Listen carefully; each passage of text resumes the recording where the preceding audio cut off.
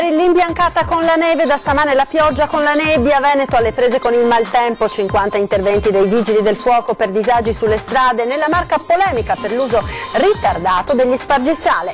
Giallo a Treviso, seggiolino da neonato trovato vuoto sull'argine del Sile, ricerche per i vigili del fuoco e carabinieri anche con sommozzatori, si teme il dramma. Traffico illecito di rifiuti, arrestati 6 dirigenti della Coimpo di Adria e della Agribiofert, un'inchiesta nata dopo l'incidente costato la vita a 4 lavoratori nel 2014. Ex Popolari Venete inizia una settimana di fuoco, oggi a Roma udienza dell'inchiesta su Veneto Banca con la costituzione delle parti civili, domani udienza a Vicenza. Nona rapina per una tabaccaia di Albignasego, seguita fino a casa ed aggredita da 3 sconosciuti sabato scorso, la rabbia della donna, la prossima volta mi faccio giustizia da sola. Il suo è un record difficilmente battibile, quest'anno il 69enne di Sonfior, Oscar Bontempo, ha superato se stesso, 70.000 luci natalizie allestite nella sua abitazione. Buongiorno e ben ritrovati con la prima edizione dei nostri telegiornali. Ieri l'imbiancata con la neve, da questa mattina la pioggia, Veneto alle prese con il maltempo, una sessantina gli interventi dei vigili del fuoco, soprattutto per disagi sulle strade, e in provincia di Treviso è polemica per l'uso ritardato dei mezzi spargisale. Sentiamo. Ampiamente annunciata, puntuale, è arrivata. La prima nevicata di stagione ha imbiancato dal pomeriggio di ieri la pianura veneta, e se in montagna la coltre bianca viene accolta con entusiasmo dagli operatori turistici, che possono contare su un avvio di stagione come non si vedeva da anni, in pianura il manto bianco, oltre al romanticismo delle migliaia di foto che hanno immortalato il paesaggio ed invaso i social, ha provocato disagi soprattutto alla circolazione. Auto fuori strada dopo essere scivolate sulla neve, incidenti, code, una cinquantina complessivamente gli interventi dei vigili del fuoco in tutta la regione. I problemi maggiori in pianura hanno riguardato soprattutto la caduta di alberi e rami a causa del peso della neve. Nella Marca trevigiana si segnalano diverse auto finite fuori strada, da Monastiera a Lovadina, a Pieve di Soligo, da Montebelluna a Vittorio Veneto. Fortunatamente non si segnalano feriti gravi. Da segnalare invece le polemiche per i mezzi spazzaneve e spargisale, troppo pochi ed entrati in funzione secondo molti cittadini quando ormai la neve aveva attecchito. Disagi soprattutto alla circolazione stradale anche in Veneto orientale, con code ed incidenti non gravi, e nel Vicentino, anche qui con tamponamenti e fuoriuscite di strada. A Vicenza alcuni quartieri della città sono rimasti al buio a causa di un blackout dell'energia elettrica. Meglio è andata nel Veneziano, in centro storico, a Mestre, e nel Milanese, dove già verso le 20 la neve si è trasformata in pioggia. E da questa mattina l'innalzamento delle temperature ha fatto comparire la pioggia su tutta la pianura veneta, mentre continua a nevicare in montagna, e proprio le precipitazioni, che potrebbero essere abbondanti nelle prossime ore, hanno fatto prolungare l'allerta meteo fino alle 14 di domani. Per quanto riguarda la circolazione si segnalano ancora disagi per traffico intenso sulla A4 tra Trieste e Venezia, dove oggi, nonostante il maltempo, verranno eseguiti una serie di interventi di ripristino della pavimentazione danneggiata dalle piogge e dalla neve. Nei tratti di cantiere, infatti, il lavoro degli spazzaneve ha consumato il tratto superficiale di asfalto, che va ripristinato. Ed è giallo a Treviso, dove da ieri sera i vigili del fuoco sono impegnati con un intervento di ricerca nell'area di Ponte Ottavi. È stato infatti segnalato il ritrovamento sull'argine del Sile di un seggiolino da neonato tipo ovetto abbandonato sull'erba, ben visibili anche delle impronte. Alcuni testimoni avrebbero visto un'auto ferma sul ponte prima del ritrovamento. È quindi scattato l'allarme. I vigili del fuoco, anche con l'ausilio del nucleo sommozzatori, hanno iniziato a scandagliare le acque del Sile. Le ricerche sono continuate fino all'1 di notte e sono riprese questa mattina. Per il momento stanno operando i sommozzatori. Nelle prossime ore si deciderà se sarà necessario anche dragare il fiume. Dalle indagini eseguite alla strage sul lavoro alla ditta Coimpo di Adria nel 2014 è emerso un traffico illecito di rifiuti che ha portato all'arresto di 6 persone, tra di loro anche padre e figlia di Noventa Padovana. Sentiamo. Il 22 settembre 2014 4 lavoratori persero la vita, uccisi da una nube tossica che si era sprigionata all'interno della ditta Coimpo di Caemo di Adria, che si occupava di depurazione di fanghi. L'inchiesta della DDA di Venezia, partita dopo la strage, ha portato a distanza di 3 anni e mezzo a 6 arresti per associazione a delinquere finalizzata al traffico illecito di rifiuti. Gli arrestati sono i responsabili dell'azienda e dell'altra socia, la Agribiofert: Gianni Pagnin, 66 anni, di Noventa Padovana, e sua figlia Alessia; Rossano Stocco, 57enne, di Villa Dose; Mario Crepaldi, Mauro Luise e la figlia Glenda, tutti di Adria. Gli arrestati sono stati tutti posti ai domiciliari, tranne Gianni Pagnin e Mauro Luise. L'indagine è parallela al processo attualmente in corso per l'ipotesi di reato di omicidio colposo legato alla tragedia del settembre 2014, che vede gli stessi 6 indagati imputati insieme ad altre 2 persone. Un'inchiesta analoga a quella di Venezia è partita nel settembre scorso anche dalla DDA di Firenze, che contesta alla Coimpo l'esercizio abusivo di un'attività organizzata per la gestione di circa 13.000 tonnellate l'anno di fanghi di depurazione contenenti sostanze pericolose, sversati nella campagna toscana fra il 2013 e il 2015, ottenendo un ingiusto profitto di circa 2 milioni di euro. La situazione della Coimpo, dopo il drammatico incidente sul lavoro, è finita anche all'attenzione della Commissione bicamerale d'inchiesta sulle attività illecite connesse al ciclo dei rifiuti. Da questa mattina non esistono più i correntisti di Veneto Banca e Popolare di Vicenza. Infatti con quest'ultimo ponte si è completata la migrazione della clientela verso la struttura di Banca Intesa. Operativi quindi nuovi codici, anche se, è bene ricordarlo, i conti correnti delle banche venete rimarranno comunque in parallelo aperti, ma non più operativi fino a marzo prossimo. Intanto inizia con oggi la settimana giudiziaria per i vertici delle 2 banche. A Roma da questa mattina l'udienza preliminare per Veneto Banca con la costituzione delle parti civili, circa 4.000 risparmiatori che intendono partecipare al processo. Domani si aprirà l'udienza preliminare a Vicenza a carico del presidente di BPV Gianni Zonin e del direttore generale Samuele Sorato, più altri 5 ex amministratori. Per tutti l'accusa è di aggiotaggio, ostacolo alla vigilanza e falso in prospetto, preliminare che si protrarrà fino a venerdì, e proprio per questo Zonin ha già fatto sapere che non sarà presente davanti alla commissione parlamentare che ha chiamato in audizione sia l'ex presidente della Vicentina che l'amministratore delegato di Veneto Banca Vincenzo Consoli. Ancora cronaca, 9 rapine in 26 anni per una tabaccaia di Albignasego, seguita fino a casa e aggredita da 3 sconosciuti. Sentiamo. L'hanno attesa fuori dalla sua tabaccheria all'orario di chiusura, l'hanno seguita fino a casa a Padova, nel quartiere Montà, e l'hanno rapinata. È questa la ricostruzione di quanto accaduto, vittima una donna che gestisce da 26 anni una tabaccheria di Albignasego. Almeno 3 malviventi l'avrebbero trascinata fuori dalla sua auto, colpendola con pugni e schiaffi e strappandole la borsa con l'incasso della giornata, nonostante la sua resistenza e il tentativo di difendersi, anche suonando il clacson per attirare l'attenzione dei vicini, che però non hanno capito la gravità della situazione. Gli autori sarebbero 3 uomini incappucciati che dopo l'aggressione sono fuggiti.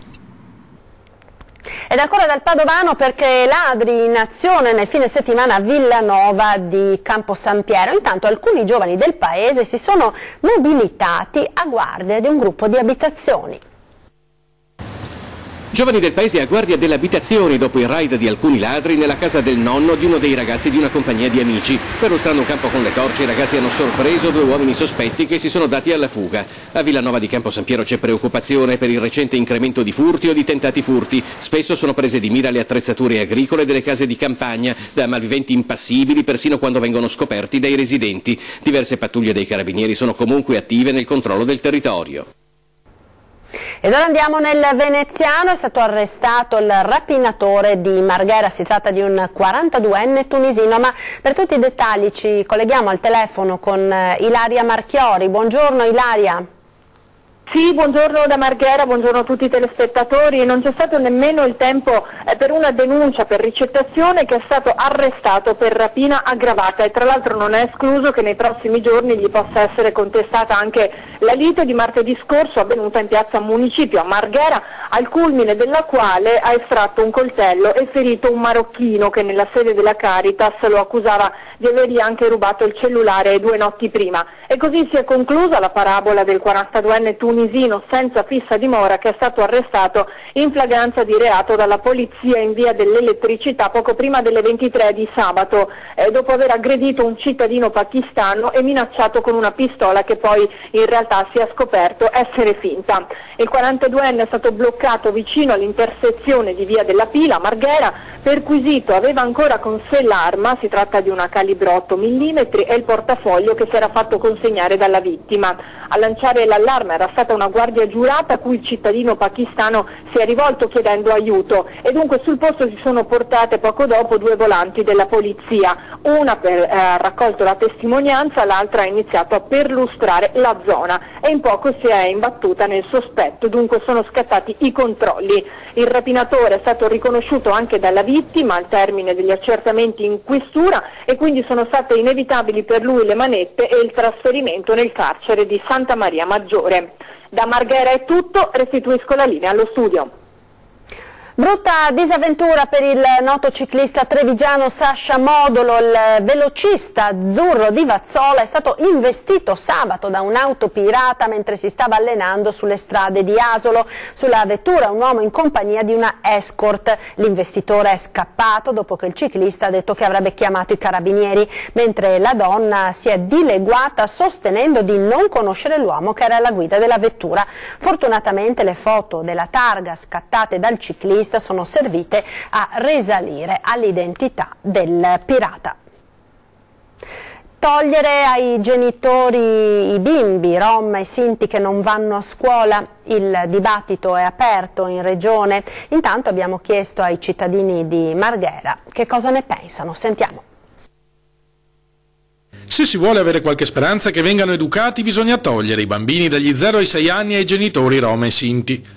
La dichiarazione estrema è stata pronunciata in Consiglio regionale dall'assessore veneto all'istruzione Elena Donazzan e ha scatenato le immediate reazioni dell'opposizione. Per Claudio Sinigaglia del Partito Democratico i bambini meno integrati andrebbero invece maggiormente assistiti con l'aiuto di un mediatore culturale, mentre sottrarli ai loro genitori è fuori discussione. Agli italiani che si comportano allo stesso modo coi propri figli, evitando anche di mandarli a scuola, replica l'assessore, un assistente sociale li toglierebbe subito. Considerazione condivisa da una buona fetta di popolazione, ma non da tutti. Come chi toglie i bambini a quei italiani perché li manda a scuola, è giusto che anche i zingari. Anche perché impara a fare i delinquenti come che fa i genitori, impara ad andare a rubare e manda in giro per case a rubare, non può fare niente i putei, no? Sono trattati come sono trattati, in mezzo alla fognatura, in mezzo allo sporco, in mezzo a tutto, quindi sarebbe utile, molto utile. Togliere i bambini ai genitori no, perché si può fare altrimenti secondo me. Cioè si può studiare un sistema per convincerli a mandarli a scuola, ma non togliere i bambini ai genitori. Penso che sia una cosa atroce. Comunque sono figli loro, è giusto che se li curino. Magari guardare dove vivono, perché ovviamente vivono in mezzo alla sporcizia e tutte le cose. Li hanno fatti loro, se li devono gestire loro e basta. E curarli un po' meglio va bene, però che se li tengano loro, se no dopo vengono a carico nostro, ce li danno a carica. Quindi noi non vogliamo avere altra gente, abbiamo già i nostri e basta così.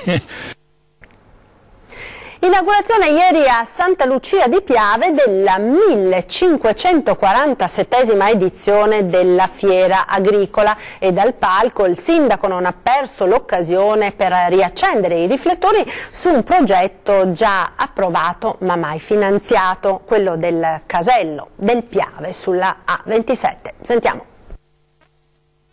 Vogliamo parlare di cose serie oppure ci parliamo addosso? Non ha usato mezze parole ieri il sindaco di Santa Lucia per riportare al centro dell'attenzione il tema della viabilità tra Conegliano e il Piave e in particolare sul progetto dimenticato del casello di Santa Maria del Piave sulla A27, un'uscita caduta nell'oblio dopo che tutti si sono concentrati sulla realizzazione della pedemontana. Ha solo rammentato che c'è una delibera di Consiglio dei Ministri del 2015 o 2014, ormai non ricordo, che dichiara questa infrastruttura di interesse nazionale e quindi ha bisogno che a livello nazionale ci diano un po' di risorse per completarla e realizzarla. I progetti sono pronti, però non può essere solo il Comune di Santa Lucia che si batte. E dal palco inaugurale della Fiera Agricola l'appello è andato alla Regione ma anche agli altri comuni dell'area. Perché noi sappiamo fare sistema, non abbiamo invidie, se lavoriamo per un obiettivo comune e lo facciamo tutti insieme. Perché dopo gli anni delle aziende di frigoriferi, cucine e quello che era definito metalmeccanica del Bianco, ora questa è la zona del Prosecco.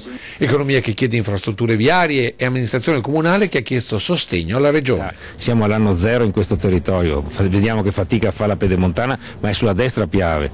Noi qui a sinistra Piave abbiamo bisogno di questo casello che aiuti e quindi ho detto all'assessore: guarda che verrò a trovarti e ti rinfrescherò le idee, porterò il progetto, se qualcuno se l'è dimenticato non te l'hanno presentato. E difatti l'assessore, mentre se ne andava prima, mi ha detto: vado a casa con un pensiero in più. E darà linea alla regia per qualche istante di pubblicità. A tra poco.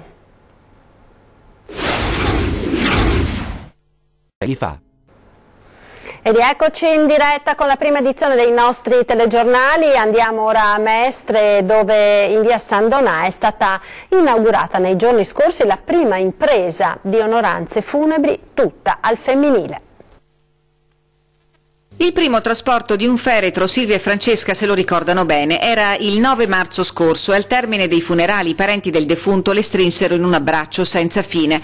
Oggi, grazie all'esperienza maturata col gruppo The Women in Black, le due giovani donne hanno inaugurato in via San Donà la loro impresa funebre, la prima in città totalmente in rosa, chiamata Il Soffio. Il soffio di vento è la carezza di chi non è più tra noi. Ed è già il nome a ingentilire l'attività che si affaccia al mercato con un approccio diverso. C'è sempre stato, diciamo, una maggioranza maschile in questo settore e abbiamo pensato che fosse una buona idea, insomma, di cimentarsi in questo ambito. Un ambito che si confronta col dolore, che Silvia e Francesca intendono contribuire a lenire offrendo a chi perde i propri cari un supporto psicologico utile ad elaborare il lutto. Lo faranno insieme alle altre donne che lavoreranno con loro. Queste ragazze noi vorremmo riuscire attraverso il Comune di Venezia e quindi o varie associazioni di assumere ragazze che appunto hanno subito violenze. Quindi persone che comunque magari si trovano in una difficoltà difficile, ecco, in un momento difficile della loro vita. E dunque un'attività che, sposando una tematica d'estrema attualità, vuole dare un'opportunità a chi rischia di trovarsi ai margini della società. Per noi sarebbe fondamentale averle, perché comunque è una risorsa. L'inaugurazione dell'attività tutta al femminile è stata accolta con favore dalla gente del quartiere, che stamattina è andata a incoraggiare le due giovani imprenditrici. Sono due ragazze simpatiche. Gli auguro tanto del bene. Penso che anche per una donna che ha bisogno di un servizio del genere non sia una cosa da scartare, insomma sia una cosa positiva. Perciò tutto sommato forza donne. Cambiamo decisamente argomento, è di Resana, l'unico team italiano in gara per il più grande rally amatoriale del mondo. Sono venuti a trovarci per raccontarci questo viaggio di avventura e solidarietà. Adesso che sarà, mira dove sei che smocchi. Una battuta per dare il senso di questa confusione creativa che precede una grande avventura. Perché per questi 4 ragazzi di Resana il Rally Road to Bamako sarà e rimarrà la loro grande avventura della vita. Da 12 anni, 14.000 km con partenza a Budapest in Ungheria e arrivo a Banjul, altrimenti detta Bamako, in Gambia. Road to Bamako, traduzione? Beh, la strada per Bamako sarebbe. La nostra partecipazione a quello che è il più grande rally amatoriale al mondo, si chiama la Budapest Bamako ed è un rally amatoriale che parte storicamente da Budapest e va in Africa per scopi umanitari. A chi ve lo fa fare? Non avevamo altro, è meglio a fare. Non c'è mai il momento migliore per fare queste cose. Ogni volta se stai a guardare i parenti, stai a guardare il lavoro, guardi 1000 cose, sarebbe un sacco di motivi per non partire. Per cui si parte e si va. Un'impresa nata tra amici per una gara dove non si vince nulla e ci si tassa per tutto.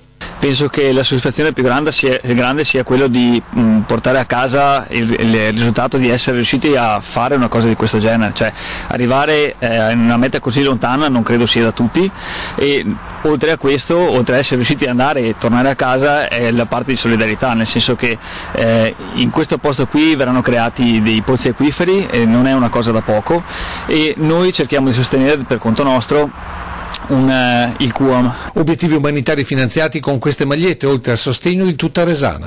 Perché bisogna sostenere questa iniziativa?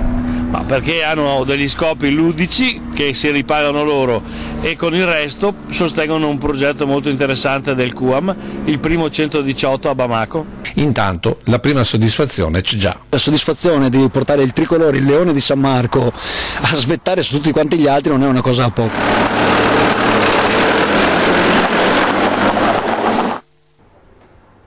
Ed ora andiamo a vedere il giardino natalizio più illuminato d'Italia. Si trova a San Fior e ogni sera fino all'Epifania è l'attrattiva di tutto il paese.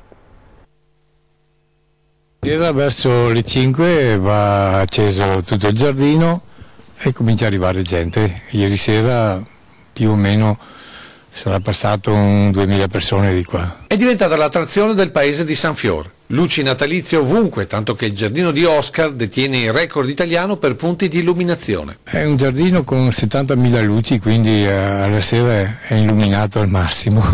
E lo testimoniano queste immagini che danno il senso soprattutto dell'opera di questo singolare appassionato. Ho cominciato con mia figlia, che era piccolina, da piccola, 2-3 anni, poi un po' alla volta lei è diventata grande, adesso è trasferita in Giappone e adesso lo faccio per gli altri bambini praticamente. E loro apprezzano, affollando ogni sera la strada che porta al giardino luminoso, e il fatto che siano tutti LED ha portato nel tempo ad un bel risparmio sulla bolletta, che comunque durante il Natale si appesantisce non poco. Come consumo non ho proprio una quantità esatta, ma penso sui 5 kW di consumo di corrente. Più o meno come 5 lavatrici in centrifuga accese in contemporanea.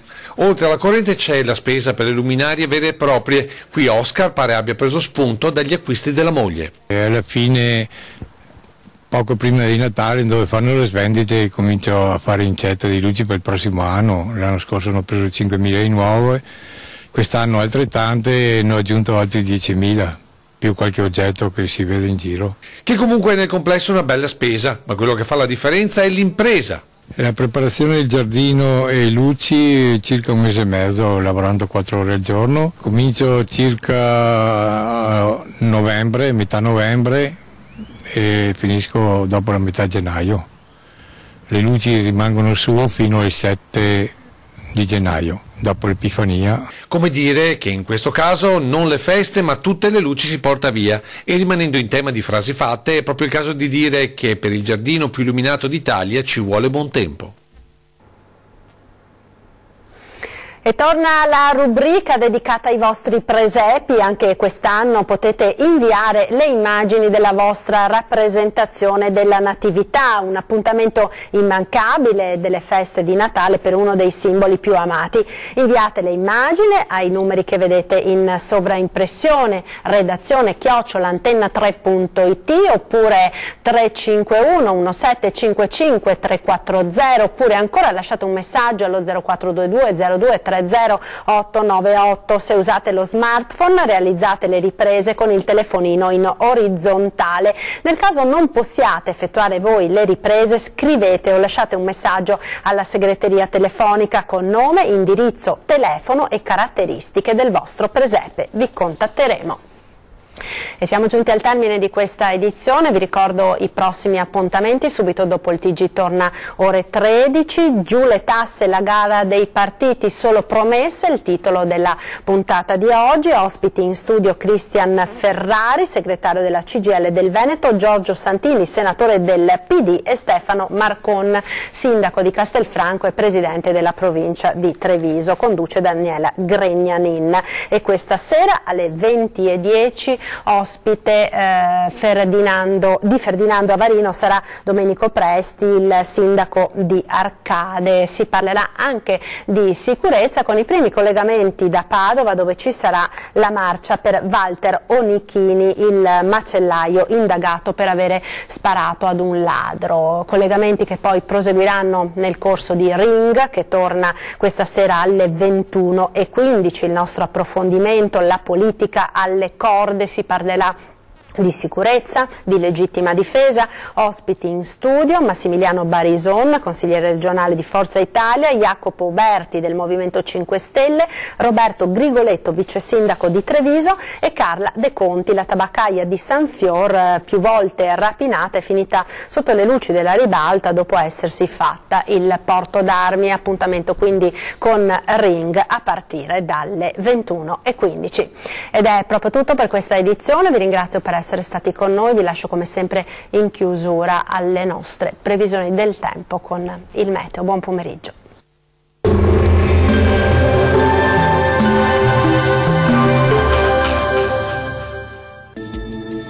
Condizioni di maltempo sulle nostre regioni con possibili fenomeni localmente anche violenti. Vediamo il dettaglio dell'11 dicembre.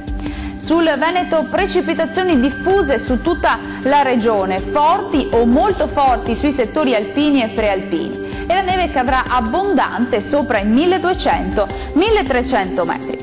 Vediamo le temperature, le massime saranno comprese tra 3 e 12 gradi, valori notturni tra -1 e 2 gradi circa. Spostiamoci ora a vedere che tempo farà sul Friuli Venezia Giulia. Precipitazioni diffuse su tutta la regione anche sotto forma di nubifragi, e la neve cadrà copiosa sulle Alpi sopra i 1000-1200 metri. Temperature massime che saranno comprese tra i 9 e i 13 gradi, valori notturni tra 0 e 8 gradi circa. Concludiamo infine con uno sguardo alla situazione meteorologica del Trentino Alto Adige. Una perturbazione atlantica porta diffuso maltempo su tutta la regione, con precipitazioni anche intense e nevose fino in valle. Vediamo le temperature, le massime saranno comprese tra 0 e 2 gradi, i valori notturni tra -7 e -4 gradi. Il mare sarà molto mosso, localmente mosso nella laguna di Venezia, i venti moderati da sud. Dal meteo di Antenna 3 per ora è tutto, arrivederci.